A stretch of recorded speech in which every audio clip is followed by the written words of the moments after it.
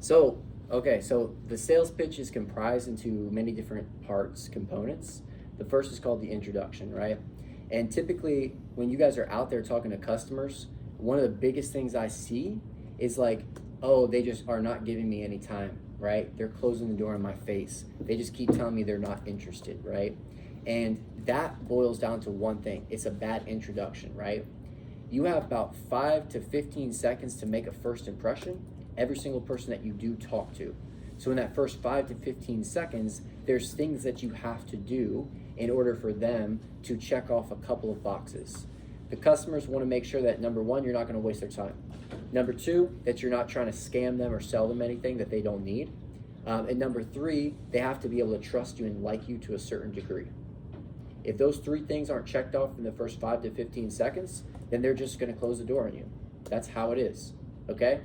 But it's an even playing field. It's completely fair, because whether I walk up or you walk up, if I'm not doing those things or you're not doing those things, it results in the same end, right?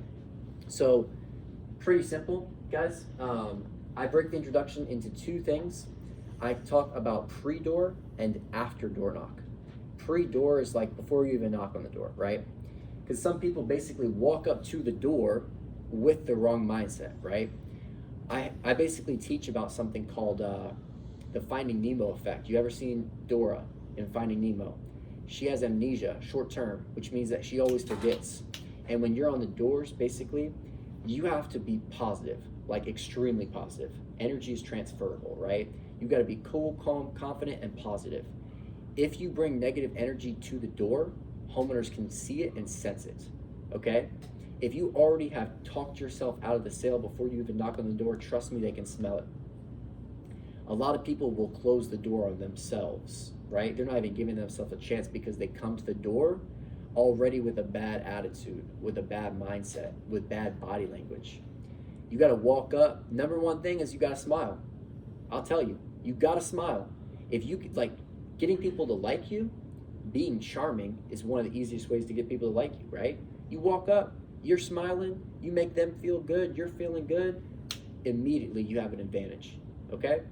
I will tell you right now, no matter what you are selling, you walk up to the door smiling and you make them feel good in the first couple of seconds, they're gonna give you time and let you talk, okay? Especially if they're nice, okay? Now, body language is important too.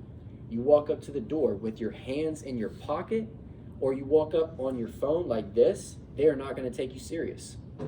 If you walk up to the door and act like, oh, this is just my job, I just have to do this, then basically they're just going to be like, okay, well, like, this is his job. He's just trying to sell me something, right? You got to be excited and you got to be professional, okay? Like, you have to take pride in what you're doing because homeowners can sense that. It's a huge thing, okay? Unprofessionalism, walking up to the door on your phone, slouched over, all these things will kill a sale before they even open the door. Because what happens is when you knock, they look out their window, they look through the peephole, and they can see you. So if they see that you're on your phone, if they see you're slouched over, hands in your pocket, they're not even going to want to open the door for you. Okay? So don't shoot yourself in the foot. Number two, when you actually do knock the door, okay? It's important that you're not knocking on their door like you're the police, right? You're not banging on the door, boom, boom, boom, boom, right? You want to knock on their door in a friendly way that's going to draw their attention. So think about it like this. If you knocked on your neighbor's door, how would you knock? Just like a soft little knock, right?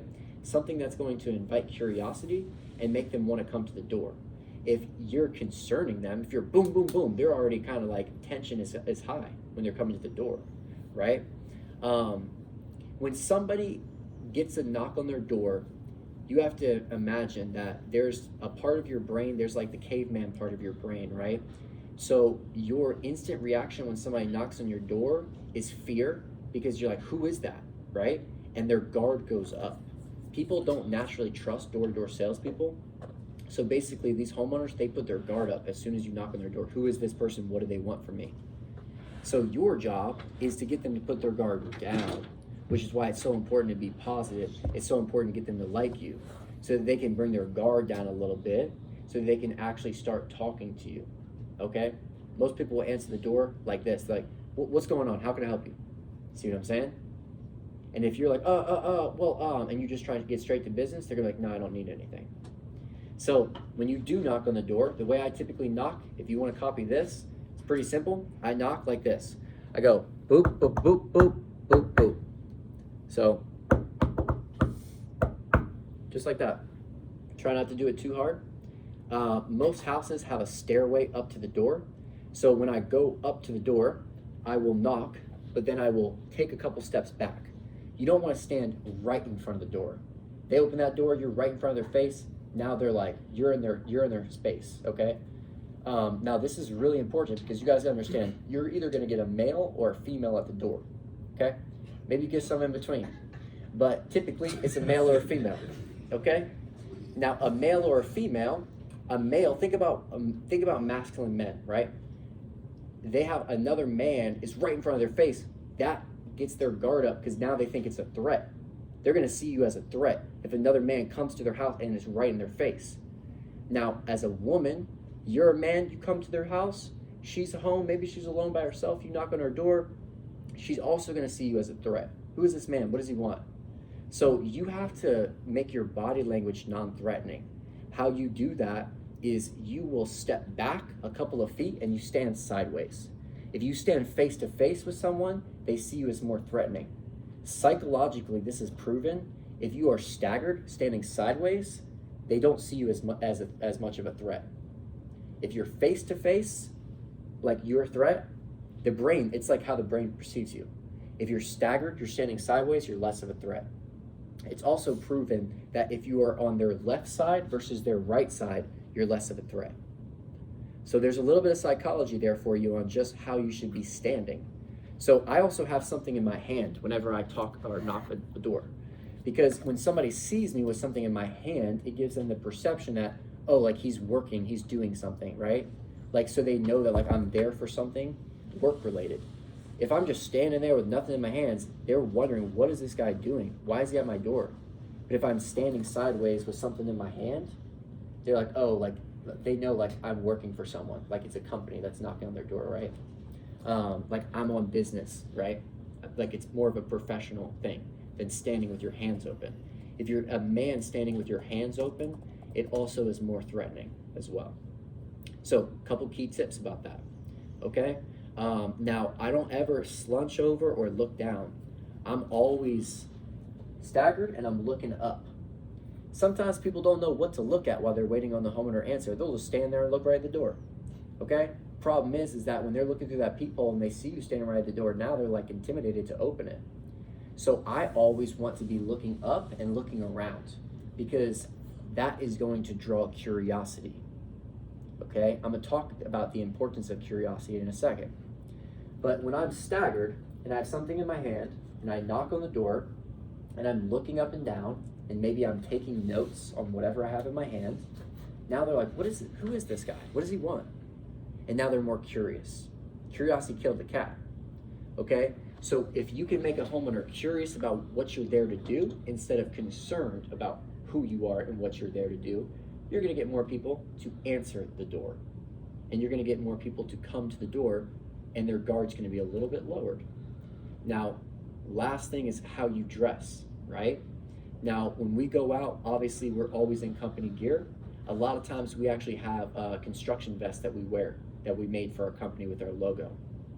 Reason is that if they see you in a construction vest, they see you in that gear, now in their mind, they label you differently. If you're just dressed normally, they don't know who you are, who you work for, right?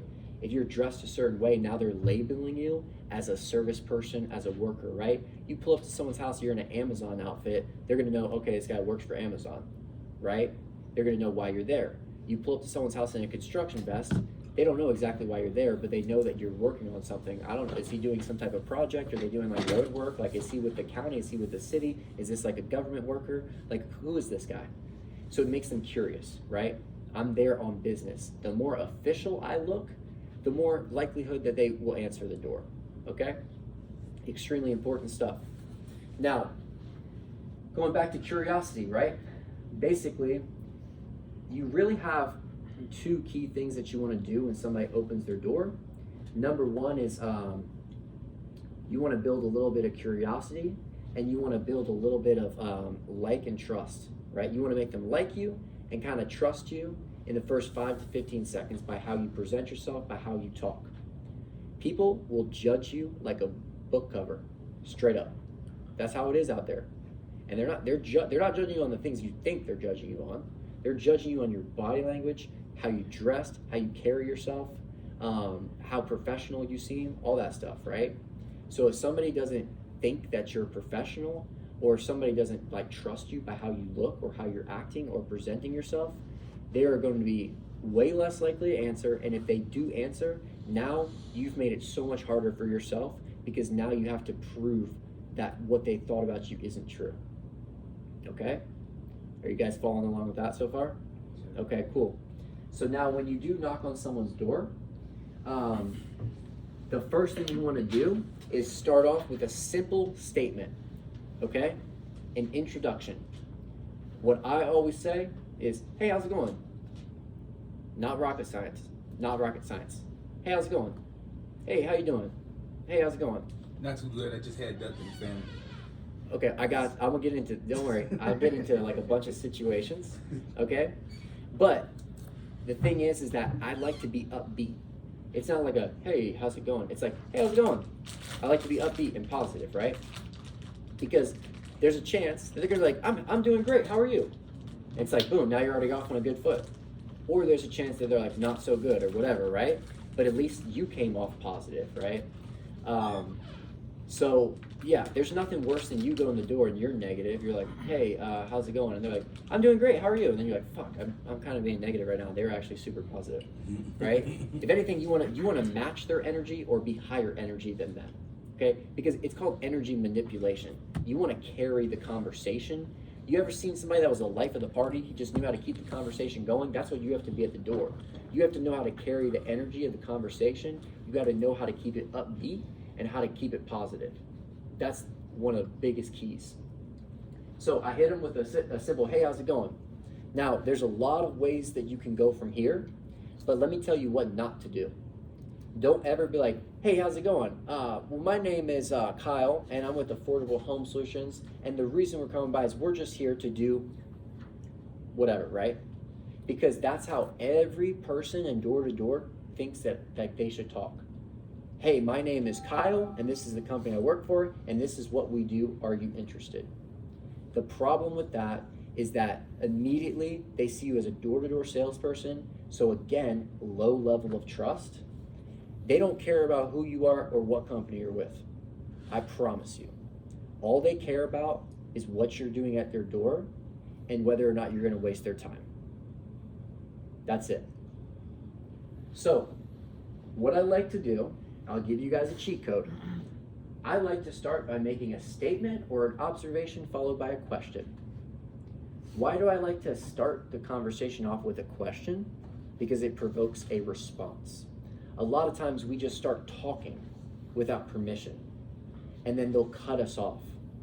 But when I start the conversation with a question, it gets them talking. And now I can get into permission-based selling. Because if I get their permission to pitch them, if I get their permission to talk, then I'll have a better chance of them not saying not interested or closing the door, interrupting or ignoring me. So let me give you an example of a statement or observation followed by a question. A lot of times my goal is to build rapport, right? So I want to get someone to like me real quick. How do you get someone to like you? Basically, you want to comment on anything you have, like anything that you have in common with that person. You have to mention something that's you have to mention something relevant. Like relevancy is how you build rapport, right? So let me give you an example. Men, what do they like? Most of the time, I don't know what type of man it is, but most men like trucks, cars, vehicles, right? What do women typically like? They're more emotional. They like, how their house looks, maybe the flowers in the garden, the weather, things like that. So I'll just give you guys a quick example. Hey, how's it going? Hey boss, is that your truck in the driveway? Oh man, dude, I love that. Do you mind if we trade? Mine's right down the street, you see it? Dude, yours is so much better than mine. Like, can I just borrow it for a day? No, I'm just kidding.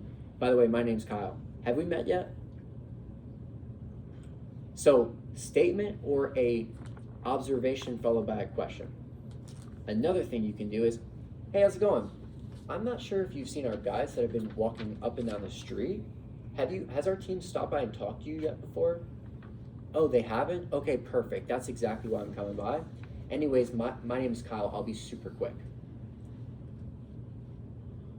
So that's my intro, okay? Typically my intro is like, hey, how's it going? Have we met yet? Oh, okay, my name's Kyle. Has any of my guys stopped by and talked to you yet? They're the guys in the green and orange vests, the ones that have been walking up and down the street. Have you seen our team come by? And then they're either going to say yes or no. If they say no, I'm like, oh, perfect. That's why I'm coming by. Okay? Or if they say yes, you're like, oh, great, someone's already stopped by. Okay, perfect. Well, we're just swinging by and following up, and then you keep going. Either way, like all roads lead to the same answer. But when I get them to actually participate in the conversation, I'm making sure they're paying attention, and I'm also getting their permission, because a lot of times if I say, hey, have you seen our team come by? A lot of times homeowners be like, no, why? What's going on? And I'm like, oh, you haven't heard about what's going on? Perfect, yeah, I'll be super quick. So they're almost like, they're curious and they're almost asking me like, what's going on? So instead of me like knocking on the door and saying, hey, my name's Kyle, I'm with this company, this is what's going on, I'll ask them a question. Hey, my name's Kyle, I'm just stopping by to check on you. Has anyone came by and kind of let you know what's going on? And they're like, no, what's going on? So now they're actually asking me what's going on. So they're giving me permission to tell them what we're doing. Complete game changer. From trying to shove something down someone's throat without their permission, to just asking them a simple question that is just going to elicit a simple response like, no, what's going on?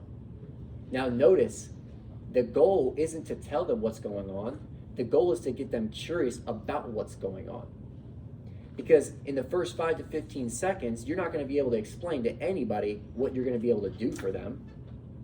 In the first 5 to 15 seconds, all that you can hope to do is make them like you a little bit and make them curious about what's going on, so that you can get them to agree to listen for a minute 30 seconds for you to explain the whole thing. Now, obviously, you're not saying like, hey, like I'm just going to take a minute to talk to you, right? What I like to say is, hey, I'll be super quick. Hey, I'll be super quick. Okay?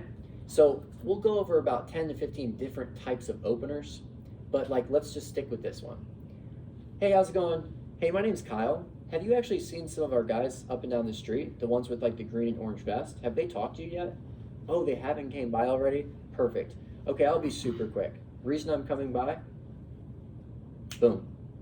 That's my opener. So, one quick thing real quick, little tip for y'all. You have to learn how to manipulate the energy of the conversation, which means if they're downbeat, you got to make it upbeat. Because people are going to buy from emotion, not logic. If you make someone feel good, they're going to say yes. If you don't make them feel good, they're going to say no. That's really simple. So you got to know how to keep it positive, keep it upbeat, and make them like you, okay? But you also have to manipulate tone. What does tone manipulation mean? Tone manipulation means that when I go up to the door, I'm not just saying the words, I'm saying it a certain way. So when I say like, hey, how's it going? My name is Kyle. Have we actually already met yet? I'm not sure. We've talked to so many people. We're just like the guys that are coming around the street, the ones with like the green and orange vest. Have we stopped by here?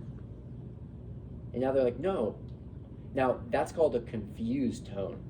So when I used a confused tone, what happens is naturally it's a human instinct. When someone is confused, naturally we are also confused. We start thinking and we want to help them, right? You knock on somebody's door and you're like, hey, I'm sorry, I'm just lost. Can you help me get to like Apple Street? And they're like, well, where are you coming from? They don't even know you, but they want to help you because you're confused, right?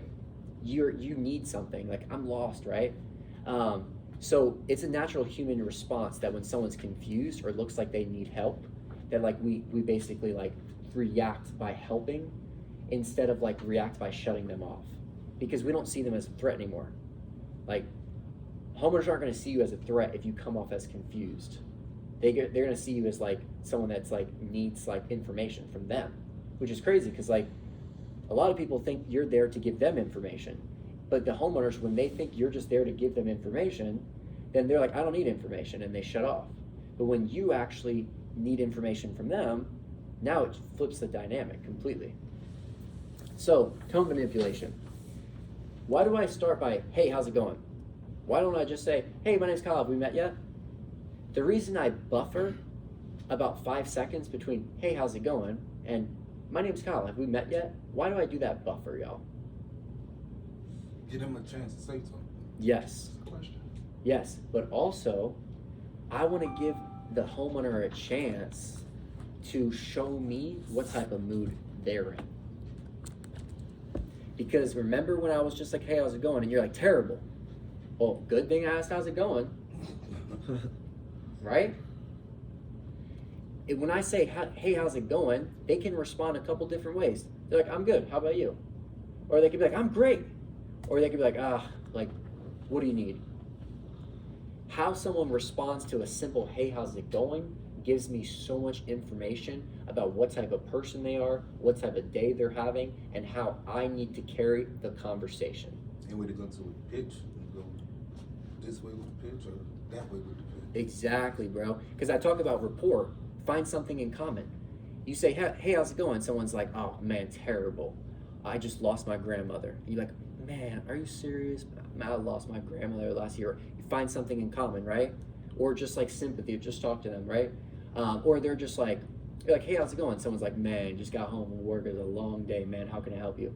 Oh, man, I completely understand, man. It's been a long day for me, too. I won't hold you long. I won't hold you long. Exactly. So it's like a little hack, right? When you say that, hey, how's it going? You actually want to wait and you want to look at their body language. You want to see how they react to see if they're in a good or bad mood. Because if they're in a great mood, bro, you can talk to them all day. If they're in a bad mood, you kind of want to get straight to the point, right? So that's why you throw that. It's called a feeler. It's called a feeler statement. You throw out a little feeler, right? So after you say, anyways, my name's Kyle. Reason I'm coming by, I'll be super quick. That's called your transition. You go from whatever you're talking about, their truck, their car, their garage, their house, the weather, whatever you're talking about with them, right? Now you transition into business. Like, anyways, reason I'm coming by. Like, anyways, reason I'm coming by. Anyways, the reason I'm stopping by. That's how you get into the pitch. You go from your intro to your pitch by a simple transition, saying something like, anyways, reason I'm coming by. Okay? Now, I like to start off by saying I'll be super quick. Hey, anyways, reason I'm coming by, I'll be super quick. Okay? Then I typically like to ask one or two more questions. Like, hey, anyways, reason I'm stopping by, I'll be super quick. We're just with the inspection team. Have you kind of heard about what's going on in the neighborhood? And they're like, no, what's going on? Okay? Then you're going to explain, this is called the what. You're going to explain what's going on in the neighborhood. You're going to explain what your company's doing. You're going to explain why you're coming by. But you don't want to give them all the information. Because if you're like, hey, how's it going? Hey, boss, nice truck. Man, oh my God, can we trade? I love that truck. Anyways, I'll be super quick. Reason I'm coming by, we're just replacing the roofs in the neighborhood. No, we don't need a new roof. See what I'm saying? You still need to build a need. So you're actually still at the point where you still need to build curiosity. So a lot of homeowners are like, get to the point. Why are you coming by? What's going on? What can I help you with? So you kind of have to explain what you're doing. But if you just tell them, hey, we're just doing free inspections for roofs, they're like, not interested. So you have to explain what you're doing, but you kind of have to explain it without explaining it. I'll show you all an example. I'll say something like, hey, how's it going? Hey, how's it going? My name's Kyle. I'm not sure if we met yet, blah, blah, blah. Reason I'm coming by, I'll be super quick, my transition, and then this is the what. I'll say, we're just with the inspection team. So when I say something like we're just, it's called a downplay. Because if someone thinks you're there to like for something big, like this whole big thing, they're like, oh man, I'm good, right? I like to downplay it. I'm like, yeah, what we're doing is super simple. We're just coming by with the inspection team. Now notice I didn't say we're coming by with the roofing team, because for some people, roofing is a trigger word. they've heard roof before. They've had people knock on their door for roof, and when they hear the word roof, immediately they think, I don't need a roof, or I don't have the money for a roof. But when you say, I'm just with the inspection team, there's really nothing to argue about. If anything, now they want to listen for more, because they're like, wait, inspection team, what's that? What are you inspecting? So mind you, we're still building curiosity here. So, hey, we're just with the inspection team. I'm not sure if you, and like this is where I'll kind of get into like the content, okay, of like what we're doing without getting too detailed about like roofing stuff. So I'll just say stuff like this, like, hey, we're just with the inspection team. The reason we're coming by is we noticed a lot of these houses were built back in like 2004. And the problem is that when they built a lot of these houses, a lot of them are still built with like the builder grade shingles. So I'm not sure if you've seen a lot of the jobs that we've done in the neighborhood. Have you seen like the stuff that we've been doing? Okay, you haven't? Okay, so like I'm not sure if you saw like Joey, Karen, and like Susie, like they've already gotten upgraded to like the better types of roofs. Like because a lot of people still have the builder grade shingles. So like the reason I'm coming by isn't we're trying to give you a new roof. The reason I'm coming by isn't I'm trying to give you an inspection. A lot of people get stuck on that. The solution isn't the offer. You see what I'm saying? Like this, sorry, I didn't mean to explain it like that. The reason you're coming by isn't the solution. Because why would they need a solution if they don't know the problem? So that goes back to like the flat tire thing. I wouldn't be like, hey, the reason I'm coming by is because you need a new tire. They're like, no, my tire's fine, it's not flat. They still don't know they have a problem. So notice that when I talk about the content, I don't say like, hey, the reason I came by is because you have a problem. Because if you try to tell them that they have a problem, it puts direct selling pressure on them. So it's much easier to talk about it as like a neighborhood thing, like as an area thing. When I try to describe what I'm doing as like a program, or like, hey, like we're just coming by, we're actually taking care of everybody in this neighborhood, or we're taking care of everybody in this area, now they're curious and it's a little bit less direct pressure, okay? So I'll be like, hey, yeah, reason we're coming by, I'll be super quick. Like we're just coming by because we noticed that a lot of homeowners in this area still have these like older builder grade shingles and haven't really heard about our program and what we do. So we've been in this area for like 3 or 4 months. I'm actually in charge of all the homeowners here on like Apple and Middle Street. You might have seen some of my guys coming up and down the street. Okay, you have seen them before? Cool. So like we were able to take care of Susan and Karen and Joe. They actually got upgraded because they still had the builder grade shingles too. Like, did you know that when these, like, how old is your home? Like, do you still have like one of those houses, like is your house like from 2004, or like was it built in like 2012? Because I know that like in the neighborhood, there's 2 different types of houses that we talk to. Like some people were built by Ryan Homes and some people were built by Lennar. Like, were you guys built by Ryan or like, so you see what I'm doing is I'm just asking questions and building a little curiosity, okay? So I'll give you another example.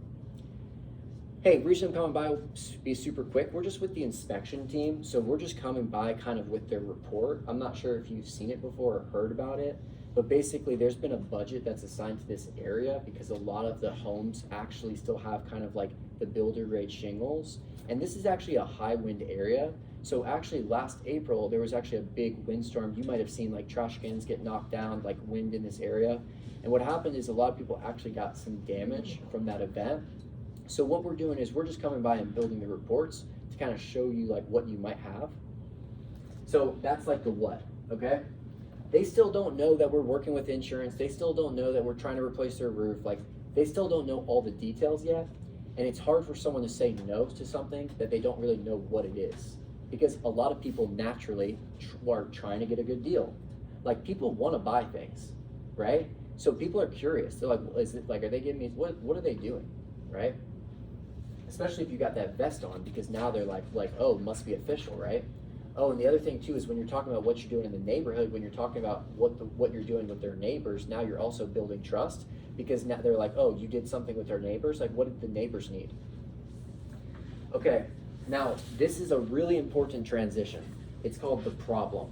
So I'm going from talking about the what to specifically now defining the problem. I couldn't talk about the problem too early on because I hadn't built enough curiosity. And if you talk about the problem too soon, they can just not be bought in to listening, okay? But you start having somebody listen to you for 20 seconds, they start getting in the mindset of, like, I've already been listening this long, I might as well hear what this is all about, right? So you've bought enough time with them. You're like, hey, I'm just with the inspection team. We're just building those reports. I'm not sure if anyone's came by before. Yeah, basically last April we had a really big windstorm. It affected a lot of the homes in this area. This is actually a really high wind area. Make a couple jokes. Like, I'm not sure if you saw like trash cans get knocked down, different stuff like that. It was kind of crazy last summer. Were you here for that storm? Oh, you were? Okay, cool. Yeah, it's been crazy with all this weather, right?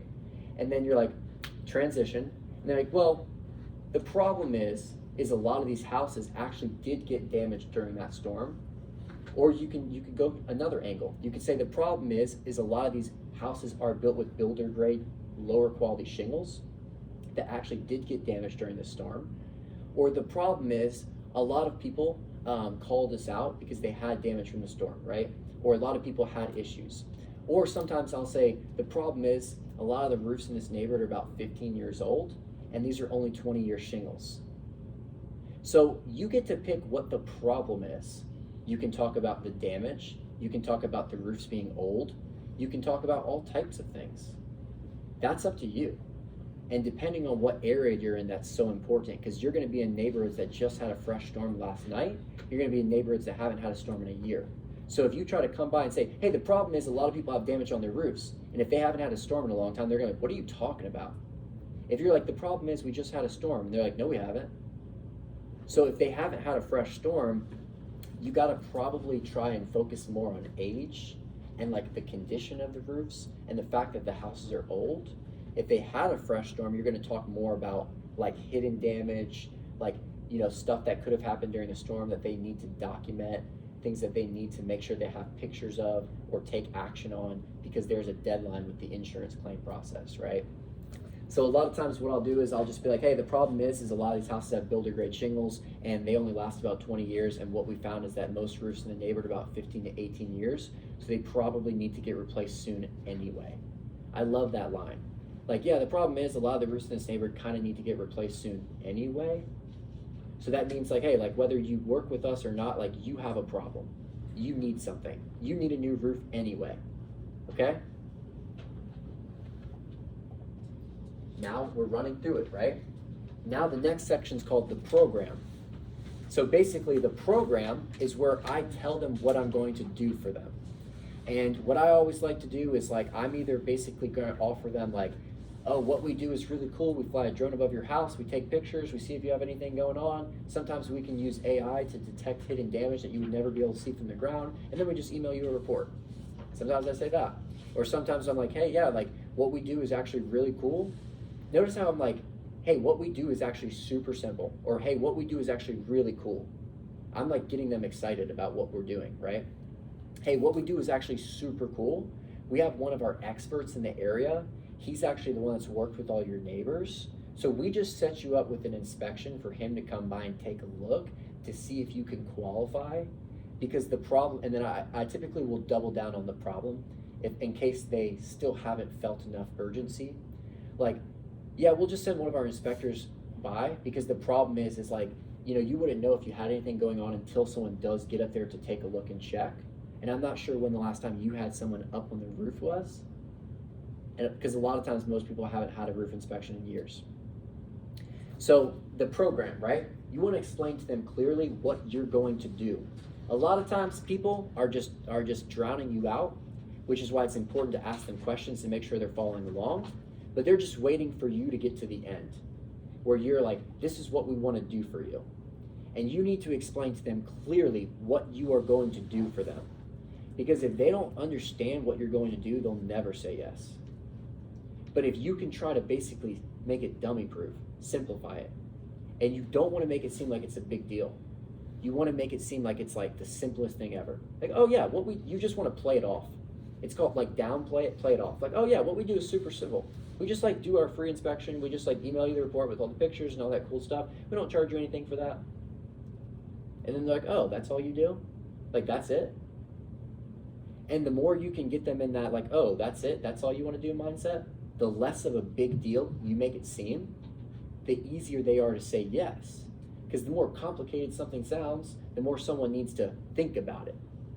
The more complicated you make something sound, the more they think they need to talk to their wife or their husband. But if they're like, oh, that's all you're gonna do, then it's easy for them to just say yes, right? You're gonna narrow their objections down. So I like to kind of emphasize on like, hey, all we do is kind of just build a quick report. I'm like, our inspector is going to take a look. We kind of have like a quick checklist. And if you're anything like your neighbor who basically called us out, they had some damage that they didn't know about. We were able to document it, get pictures. We sent it to them. They did want to take action, and we got their insurance company out here to take a look, and we were able to get them approved within 2 weeks. And now they got a new roof that's going to be installed next week. Okay? But you want to make them understand that it's no obligation. Like, hey, we're just offering you this inspection. If you want to do anything, great. If you don't, that's fine too. Like, our job is simple. I just build a report. Now, if you're coming in as an entry-level appointment setter, it's so good to be able to kind of get in that mindset. Like, when you're basically like, I need to make sales, you have something called commission breath, where basically the homeowner's like, when you're trying so hard, the homeowner knows that like, oh, like he's trying to get a commission or something. But basically you want to detach yourself. You want to be like, yeah, like my job is I just set up the appointments. It's up to you if you want to do anything. And then they're like, oh. So the less big of a deal you make it sound, and like, because that is your job. You literally just get paid to set up appointments. You can tell them that. You're like, hey, look, I literally just get paid to set up your appointment. Like, if you want to do anything, that's fine. If you don't, like, it's all good. It's just a free inspection. And then they're like, okay. But that's not enough, right? You've explained what the problem is. You've explained what you're doing in the neighborhood. You explained what the offer is, the inspection. But you still haven't sold them yet. The next is you want to explain the why. What, right? So the why is basically what they get from the inspection. So the program is what you do to help them. The why is why they need it. Because it's easy enough to tell somebody, yeah, it's just a free inspection, but you really got to make sure to make them understand why they need it, right? So what I like to teach everybody is you want to basically write down a couple bullet points of like, what happens if they don't get the inspection? What's the worst case scenario? Sometimes their insurance company can send them a letter and say, hey, your roof's too old. We're going to drop you from your insurance policy. Someone can get their insurance canceled because they didn't replace their roof. If somebody has damage from the storm and they don't know about it, it could be causing thousands of dollars worth of mold. It could be, they could have a leak and not even know because they don't see it on their ceiling. Or if they don't meet the deadline for the claim, they have to pay for a new roof out of their own pocket. Okay? So there's so many bad things that can happen if they don't get the inspection.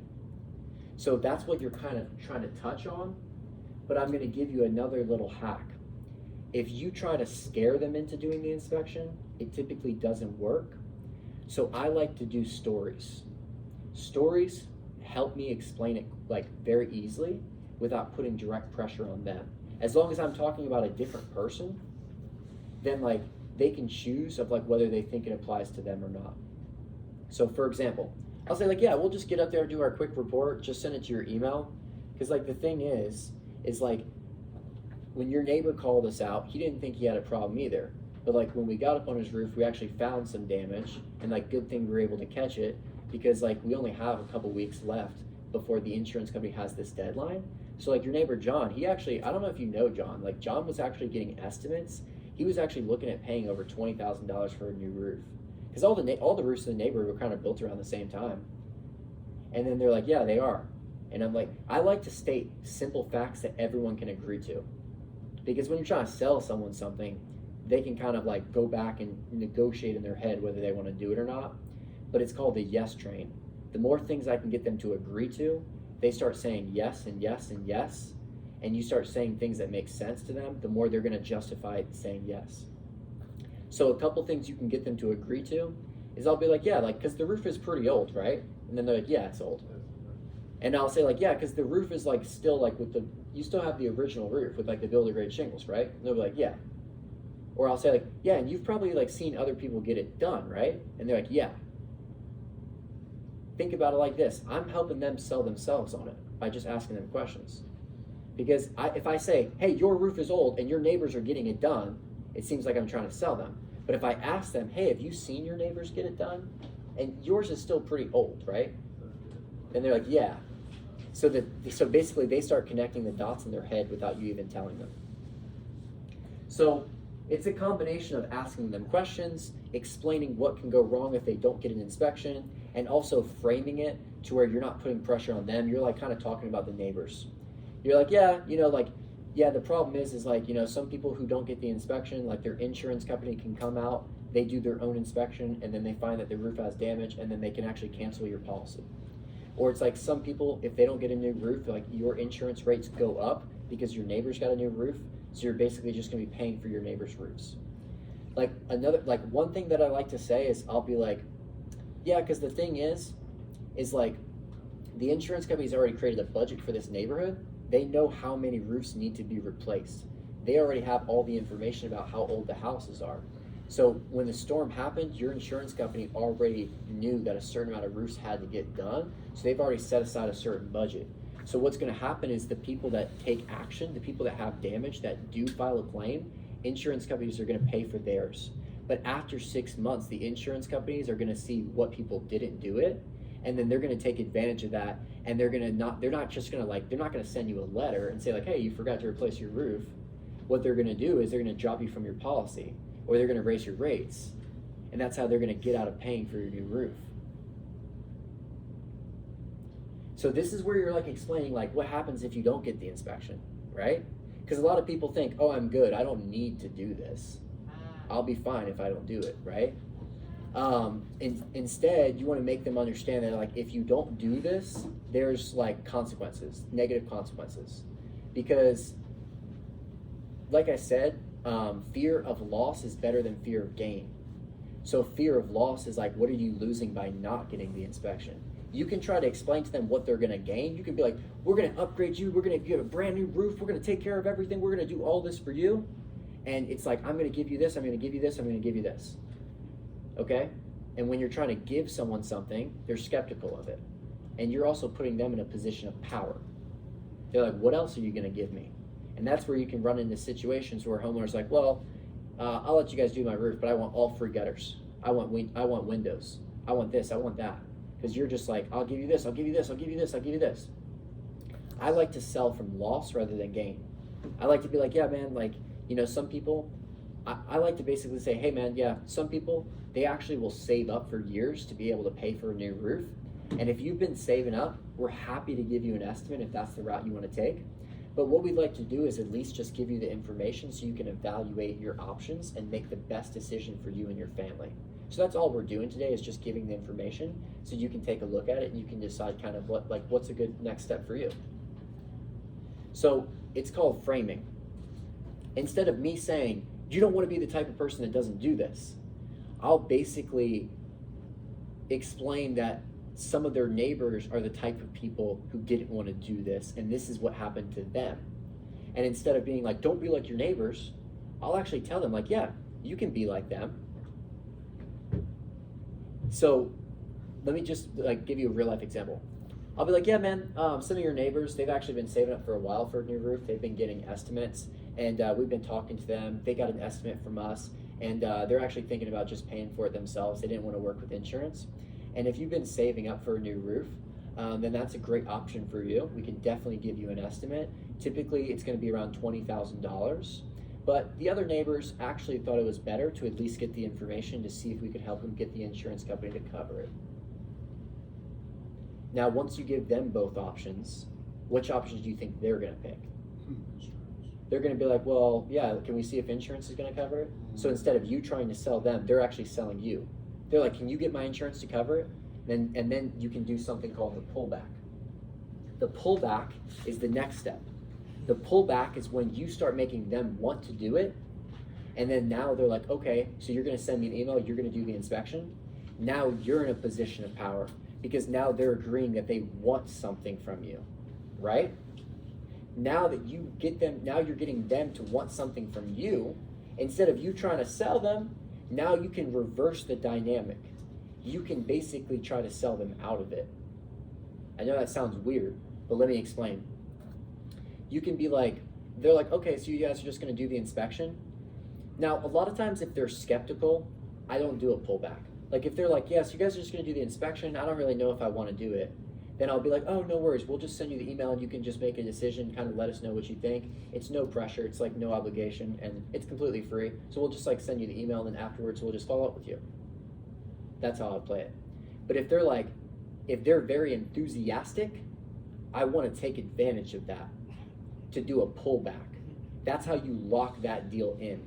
For example, if they're like, oh yeah, we've been actually trying to get somebody out here for this. Yeah, so y'all gonna do the inspection? Can y'all give me an estimate? Blah, blah, blah, blah, blah. Right? And they're like, whoa, well, actually, I know I came up here. I actually am running behind for another appointment. Let me actually see where my inspector is to see if I can get him out here, to see if this is something that we can do. Yeah, and I don't really know if you qualify. We're gonna have to do the inspection to kind of figure it out and let you know. And then they're like, oh. So now they're like, okay, let me know if I qualify. I do this all the time. When I'm sitting down with home, sometimes I sell people roofs, not through insurance. And I always go through financing, right? So a lot of times I want to just ask a homeowner, how much is your credit score? A lot of people don't want to share that information.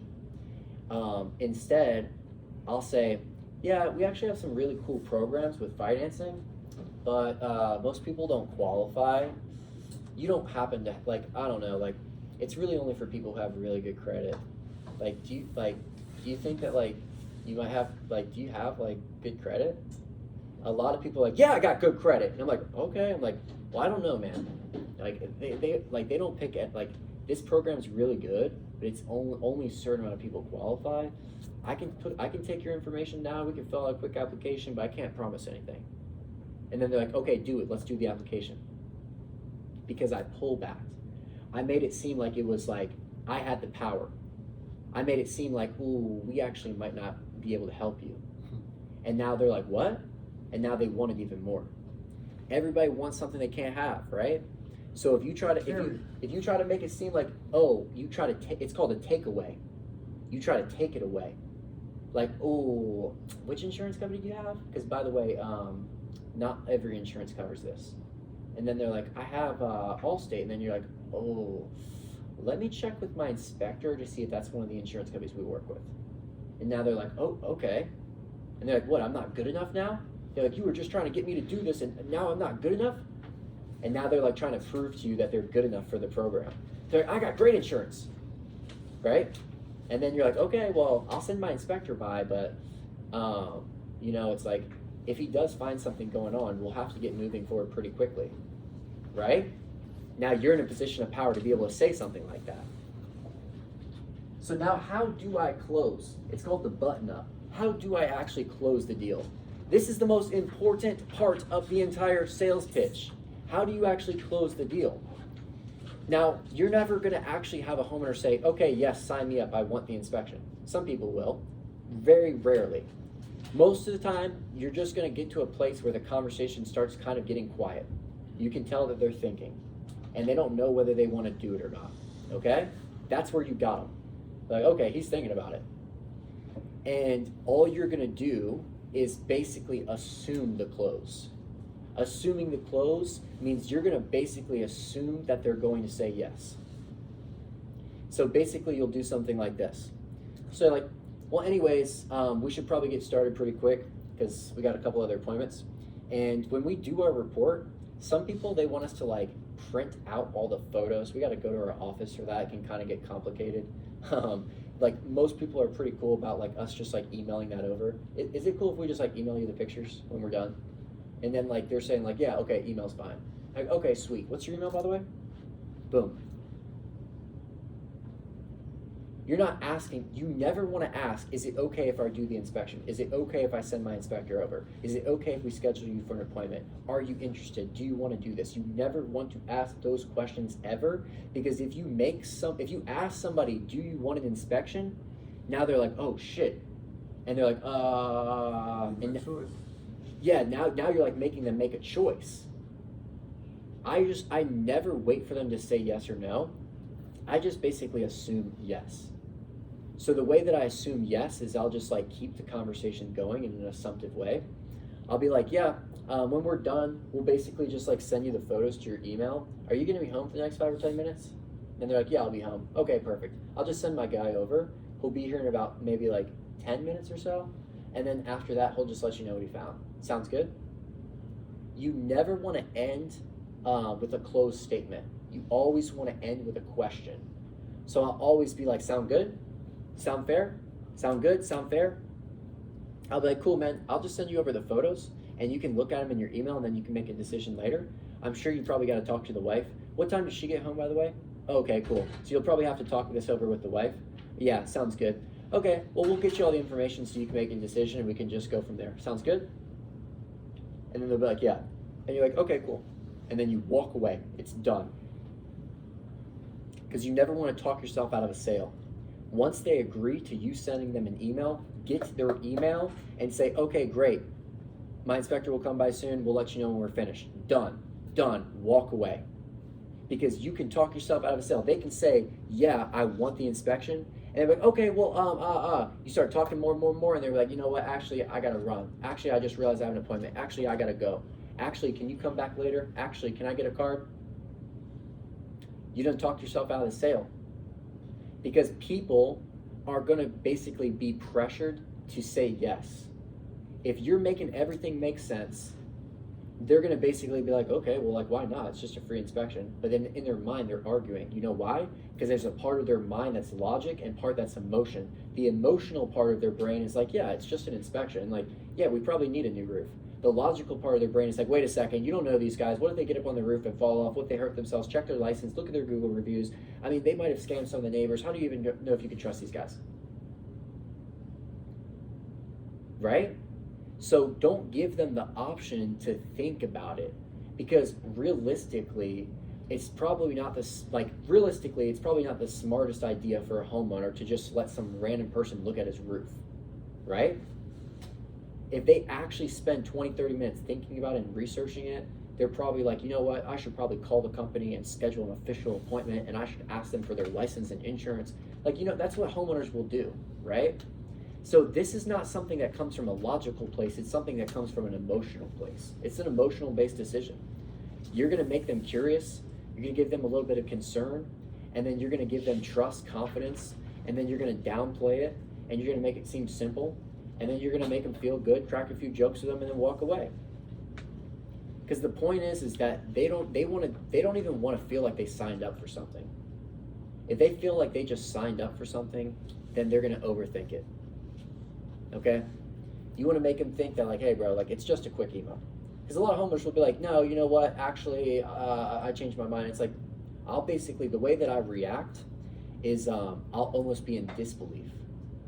Instead of doubling down and arguing with them, I'll be in disbelief. I'm like, oh, like, you don't want, like, the email? And they're like, no, we're good. I'm like, oh, well, it's just a quick email.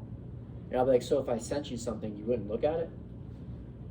And then they'll be like, well, I would, but, and they'll tell me their real objection.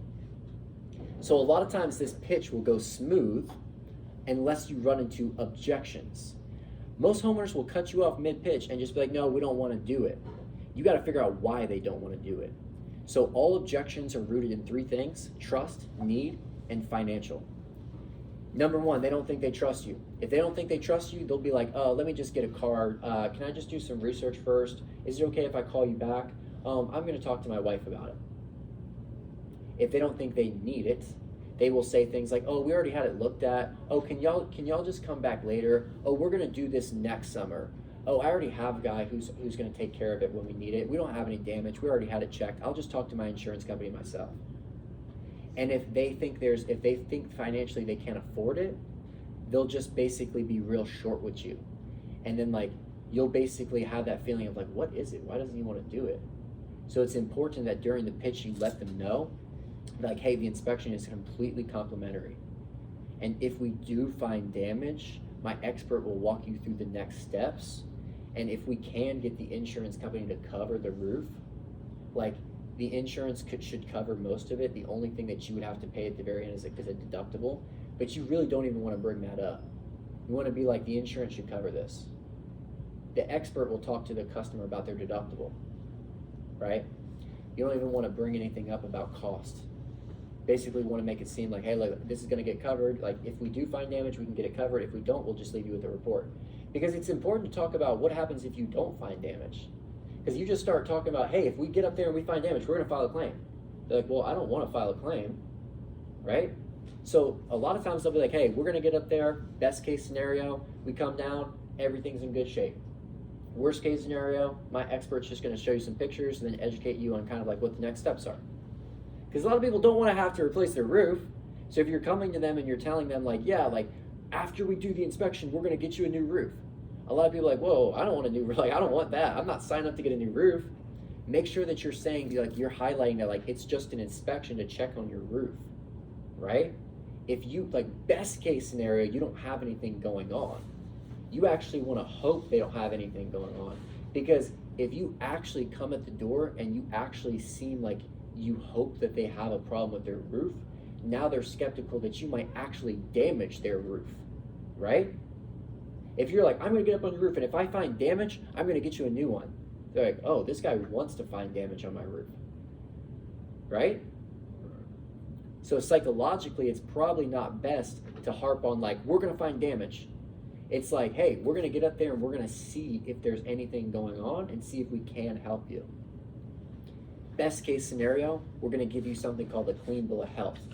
It's basically documentation that shows that your roof was inspected by a professional. You would not believe how many homeowners say yes to the inspection because they want that clean bill of health. They don't want a new roof. They want some documentation showing that their roof is in good shape because they're selling their home, or because they get so many people knocking on their door. Everybody knocking on their door is trying to sell them a roof. They're like, I don't want a new roof. I want proof that my roof's in good shape so people can stop knocking on my door. So your goal at the end of the day is to solve a problem. A lot of times their problem isn't that they need a new roof. Realistically, I'll be honest with y'all, the biggest problem that most people have is people keep knocking on their door. If they got an old roof, chances are you're not the only roofing company coming by. So if you can try to switch the conversation from we're going to help you get a new roof to, hey, are you getting a lot of people knocking on your door? We're going to make sure that people stop coming by.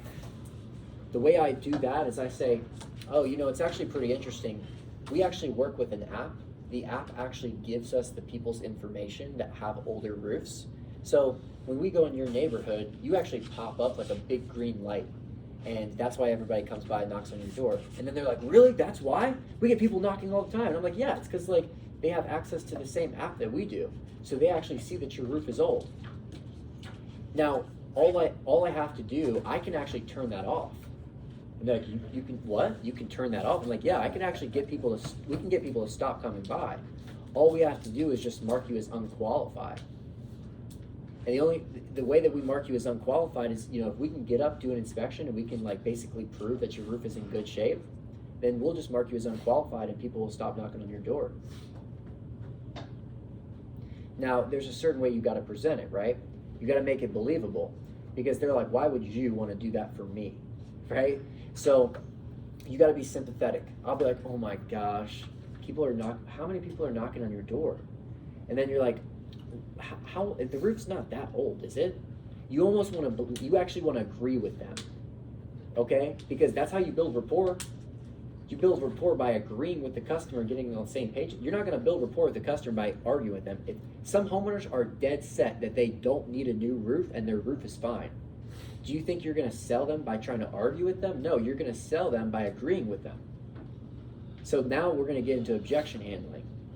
You want to agree to the objection. Don't argue with the objection. So if somebody says, yeah, people keep coming by all the time. We just got this roof done. And you know damn well that roof is 20 years old. Now, do you think you want to say, oh yeah, the reason we're coming by is because you need a new roof. Yeah, like you blah, blah, blah, blah, blah. What you want to do is you want to be like, oh, people really keep coming by. Be sympathetic, because that builds a connection. Then you want to be like, oh, really? Oh, the roof is new? And then you're like, so the roof is good. And they're like, yes, our roof is good. And you're like, oh, okay. Yeah, so like we just need to get you changed in our system. And they're like, yeah, like please. And you're like, oh, perfect. Yeah, for sure. We can definitely do that. If we can prove that the roof is in good shape, then like we can totally just get you marked in our system so that like all the companies stop coming by. And then you're like, and then you want to kind of like Because like I said, sales is built from emotion, not logic. So whatever they're emotional about is kind of what you want to talk about. So if they're emotional about people coming their door, you want to actually keep talking about that. As crazy as it sounds, I'll spend 10 minutes being like, really, who keeps coming by? What are they saying? Are they bothering you? Oh my gosh, that must be so annoying. Really? How many people keep coming by a week? Because the things that people are upset about, they will spend 10, 15 minutes talking about.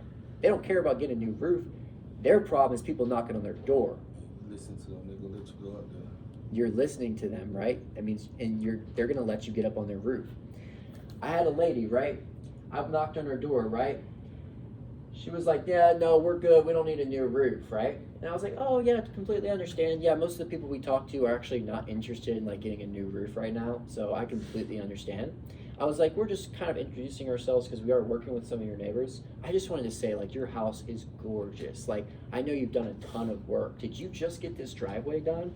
And she's like, oh, yeah, we just had the driveway done, but the driveway has, like, that company was a nightmare. I'm like, no, what happened? And she's like, oh, well, when they did the driveway, basically, they messed up this part. I had to get it redone. I was like, are you serious? Really? Oh, my gosh. I was like, that must have been a nightmare. I'm like, what part? So now I'm outside, I'm bringing her out of her house, we're looking at her driveway, we're talking about it, I'm talking about her driveway for 20 minutes. Then she starts talking about her fence. Oh yeah, and we also want to get this fence done. Oh, you want to get your fence done? That would be lovely. What color you want to get it done? Now we're talking about our fence, we're talking about our driveway, we're talking about her home. I'm asking her, how long have you lived in this area? Where are you from? Right? Are the kids all out of the nest? Did they go to school? Like, I'm at what school do your kids go to? They play any sports?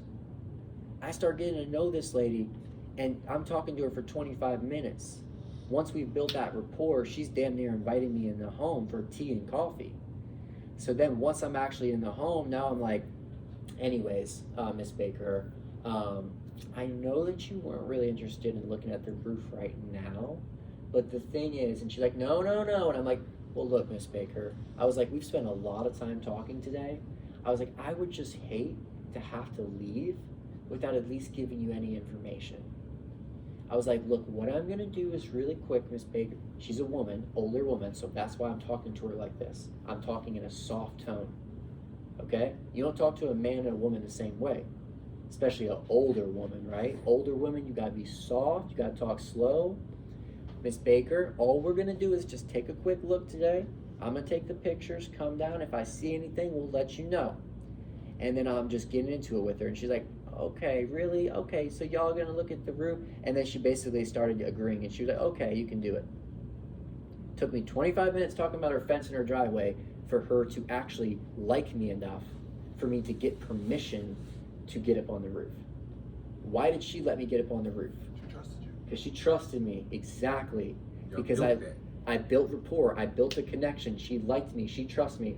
If somebody likes you enough, they will do anything for you.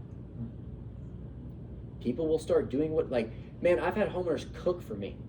You go over to the homeowner's house, man, they're cooking all types of stuff because they like you. They want to take care of you.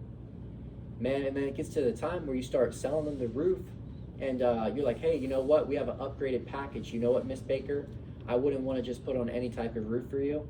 I want to put on the best type of roof. Start talking about the upgraded package. They start pulling out checkbooks, writing an extra $8,000, $10,000, $12,000 check because they trust you. You're the doctor. Remember I was talking about how doctors have a high level of status? If you build enough trust and confidence with someone as an expert, they will listen and trust your opinion. We're in Northern Virginia. There are people here with a lot of money. They got big checkbooks. It's not that they don't have money to afford it. It's that they're skeptical. They don't want to get ripped off. They don't want to get scammed. But if they like you and trust you and they're confident that you could do a good job for them, they'll start writing you checks. Believe that. So, Well, I'm a doctor doing physicals. we're doing physicals on the roof. Some of my sales guys will actually tell the customer, they're like, when you go to the doctor to actually get a checkup. It's like, has anyone looked at the roof? So now I'm going to get into the objection handling. And this right here is probably where you guys are going to get some of the most value. Because you can just spit the pitch and you can be really good at saying all the right words. But the problem is you're gonna get objections. You're gonna get sales resistance, okay? Now, like I said in the beginning, there's really only 5 to 10 common objections with roofing. Oh yeah, we're good, we don't need it right now. We don't have enough damage. We already have the insurance. Look, I already have a guy. We're planning on doing it later. We don't need it right now. I want to talk to my husband. Do you have a card? I want to do some research, right?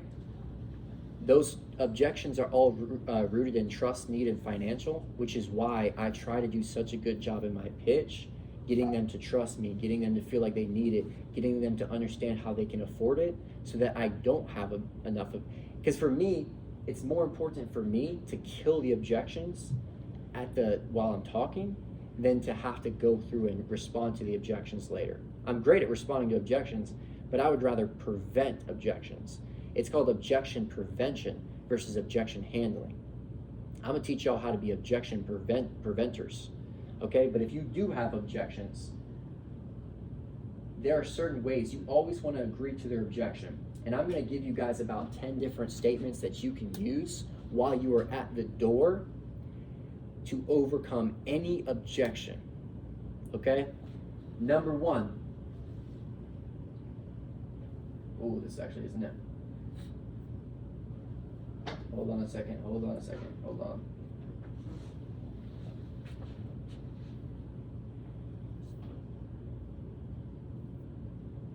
If I don't have it, no worries, because I have it memorized. Right here. Okay, so 100%. Here's the deal though. So somebody will be like, oh yeah, we just don't want to do the roof right now. Oh, 100%, I completely understand. Here's the deal though. Boom. Like, you use that, it's called a bridge statement. So you use that to respond to the objection, because if somebody's like, yeah, we just don't want to do the roof right now, and then you're like, okay, but, the word but makes it seem like you're fighting to get another word in, and that makes homeowners makes homeowners put their guard up more. So when you agree to the objection, they're actually reassured. They feel good. They're like, oh, this guy's listening to me. He hears me, okay? Which keeps them paying attention and giving you an opportunity to talk. But you don't just want to agree to their objection and not respond to it, because then you're just going to lose the deal. You want to agree and then agree and redirect, agree and redirect, agree and redirect. So for example, yeah, we already had a guy come by and take a look. Oh, 100%, completely understand. That's actually exactly why we're coming by. Now they're like, okay, what? Like that's the reason you're coming by? So let's do another one. Yeah, we just don't want our insurance rates to go up. Oh, completely understand. Here's the deal though. Sometimes I'll say, that's the thing. They'll be like, yeah, we already had another roofer come by and he told us we didn't have any damage. I'm like, oh, for sure, that's the thing. And I'll just get into it. So I'll say, 100%, I completely understand. I'll say, oh, for sure, here's the deal though. I'll say, oh yeah, that's the thing. Or I'll say, oh, that's actually exactly why we're coming by. Or I'll say, oh, that's actually exactly why I'm here. This is the last thing I'm gonna teach y'all too about this objection script. The last thing you wanna say too is, oh, yep, I completely understand. What we do is actually a lot different. What we do is different. Yeah, what we do is completely different. This is how you diffuse objections. For real. Objections are the way of the homeowner make you go away or shut down the sale. When you respond, this is going to throw them off. It's going to keep the conversation going, and it's going to redirect the conversation for you to basically have the stage to be able to respond and answer their concern without coming off like you're arguing with them. Sound good, y'all? So let's just say I'm up talking to David, right? David, you're gonna be on YouTube. Is that cool? All right, sweet. So let's just say I'm up and I'm talking to you. I'm at your door. I'm just gonna try to use some of these objection handling guides, right? So let's say I'm talking to David and we're getting kind of far in. I'm like, so just start throwing objections at me. Yeah, so we'll be super quick. Like we'll basically just kind of email you our pictures, and then from there you can kind of make an informed decision. I don't really use email. My wife kind of does. Oh, totally. Yeah. So I don't have it right now. Yeah, that's the thing. Like normally, like we'll just go to our office and like print the photos. Problem is like our office is like 45 minutes away. So if I had to like drive all the way there and then like come back and put it in your mailbox, it would actually take a lot out of my schedule, and I'm kind of pretty busy. So like the reason that we do send it to your email is because electronic is always faster. So if email doesn't work, what's the next best way to contact you?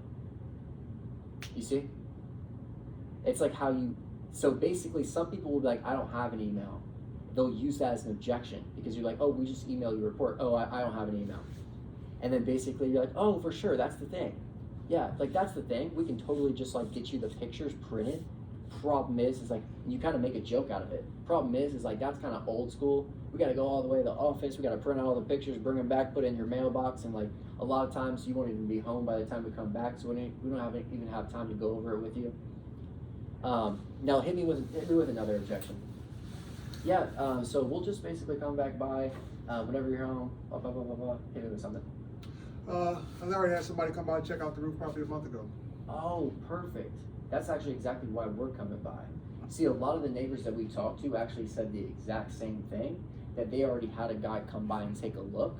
I'm not sure if you know Jacob down the street. When I talked to him, that's exactly how he felt. He was like, we already had a guy come by, he looked at the roof, he told us everything was good. The problem is that he actually didn't get a report from that contractor, and when we went back up on Jacob's roof, we actually found that he actually did have some damage, because the guy that Jacob had out, he wasn't like what we do. Like what we do is actually a little bit different. Those guys actually just inspect for like leaks and like regular like roof issues. We're looking for stuff that will qualify you for our program to see if the insurance company will pay for your roof. A lot of times that damage is easy to miss. I'll show you a couple pictures real quick. This was Jacob's roof, and like this is what we actually got his insurance company to pay for his roof for.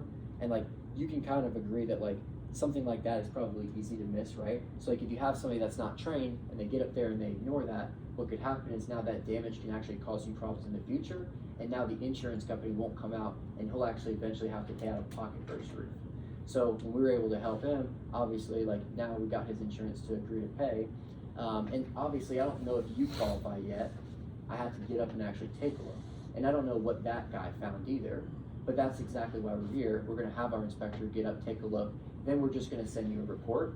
And like, David, even if you don't have any damage, at least with our process, you will get documentation, because that's the most important thing. It's like, I understand you don't want somebody getting up on the roof, and like hopefully you don't have to do it anytime again soon, right? Because it's one of those things where it's like maybe once every year or every other year you let somebody get up and check. You don't want to do it all the time because you don't know who's up there. You want to make sure they're reputable. The good thing is that we've actually worked with a couple of the neighbors already, so you can actually see the work like that we've done, like right in front of you with some of these neighbors. But like, David, what I'll do is like I'll actually just send you that documentation so that like at least this time you'll have something in writing to show that like it was inspected by somebody who's licensed, insured. And the other thing is that your insurance company actually can require this documentation. So like the problem is like even if you get an inspection, if you don't have the documents and the insurance company asks for them, you won't have anything to provide them with. So if I can get you the documents, that will put you in a better position so that you don't have to do this again. Does that sound fair? Sounds fair. I got one objection though that I might think to come up. So what if they be like, hey, I'm a renter, I'm not an owner? Okay, so a renter is somebody that's not qualified. So typically, I will not try to sell if somebody's not qualified, then I'll just walk away because I'm wasting my time. However, I've been in situations where I was able to talk to the renter. I was able to say, hey, do you know the owner, right? Do you have his phone number? Do you have his email? Because I'm sure this information is valuable to him, right? How often does the owner actually come by? And then they're like, oh, he actually never comes by. Oh, so he's out of state. Okay, cool. Does he know about what's going on in the neighborhood? Does he know about all the neighbors that are getting their roofs done? Did he know about the storm that rolled through here? And then you'd probably be like, no, he doesn't know. And like, oh, so he doesn't know about all the people knocking on your door? You haven't told him yet? Okay, well, like, David, I wouldn't want people to keep knocking on your door and keep bugging you about this. And obviously, if the owner, like, hasn't got this information, like, I'll just make it super quick and I'll just send him an email real quick so that when you do call him, you don't have to explain much. You can just, like, tell him to, like, check the email because all the information will be in there. Does that sound fair? Sounds fair. What do y'all think so far? Come on, let's go. All right. Awesome. So, yeah. So, hey, I completely understand. 100%. Now, the other thing too, guys, is like an objection prevention guide is when I'm talking to a customer, most of the time I'm asking them questions throughout the pitch to make sure that they're paying attention and to make sure that they don't have any problems with anything I'm saying. The way I do that is I'll just say things like, does that make sense? So I'm like, hey David, like when we get up there, if we find something, like of course, like if there's no damage, we'll give you like a clean bill of health. But if we do find something, we would want to follow up with you to like let you know about it before we left. Does that make sense? Yes. So like when I say, does that make sense? Does that make sense? Does that make sense? Number one, I'm making sure they're following along. And number two, I'm like getting them on something called the yes train. The yes train is the more times they can say yes, the more times I get them in the habit of saying yes, it's just preparing me for the inevitable yes at the end, which is yes to the inspection or yes to the report. Does that make sense? I even said it to you guys. So, it's just like, this is like psychology, right? Make sure people are following along, get people to agree psychologically. So that was a ton of information for y'all on the whole sales process, how I pitch the customer. Now there's going to be a lot of unique situations at the doors, right? So I'm going to have to, just like the renter situation or the other roofer inspect my roof already situation, right? Another situation you're going to deal with a ton is we've already had the insurance company come out and they told us no. The insurance company already came out, they already said that they're not paying for it. Oh, we've already been through this process before and it didn't work out the last time. Oh, the last guy told me the exact same thing and the insurance isn't covering it. Yeah, we're good, our insurance company isn't paying for ours. And there's a way I'm gonna teach you guys how to overcome that, right? But that is, instead of like salesy stuff, that is when you wanna kind of get more into product knowledge of like asking them questions and understanding like, okay, like how did that process look like for you? Did you have the insurance meet with your roofer? Did he come out? Did he assess the roof with your insurance company? Did your insurance look at it by themselves? Which insurance company was it? What type of claim did they file? What did they do after the claim got denied? Did the insurance write you a small check, or did they just completely flat out say no to the whole claim? And like those questions are going to lead you to kind of trying to get a sense of what the homeowner's situation was to see if we can help them. Because 9 times out of 10, most of these roofing companies go out, knock on these doors, file claims. Insurance companies will either deny or partially approve a claim. And then the roofing companies don't know how to work with the insurance to actually get the insurance to pay.